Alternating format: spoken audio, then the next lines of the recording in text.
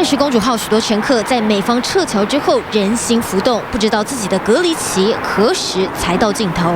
隔离的第12天，采样呢，最后动作会一直延迟到19号。驻日办事处横滨分处又送来1罐这个消毒水。 非常感谢了。驻日代表横滨分处再度将防疫物资送上船，台湾旅客加强消毒，却消除不了内心忧虑。2月3号晚上咳嗽咳了很多次，我跟他开了好几次玩笑说，你再咳，我们就要把你丢到海里了。他也确诊了，这些确诊的朋友们要有信心。回想隔离开始前，台湾旅客曾经多人聚会，这才发现原来早有前兆，大幅增加感染几率。检出率呢？ 已经是世界第1高了，不管称我们钻石轮是这个武汉公主轮也好呢，说我们钻石轮是小武汉呢，这里现在是全世界最危险的地方。钻石公主号沦为病毒方舟，就连放风时间都可能遇到确诊者家属。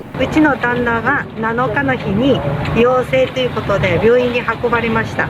その後は治療はなく、今でも肺炎 になったと診断され、それでも薬は使われてないんです。とても心配です。私はまだ元気ですけども、これからいつ発症するかわかりません。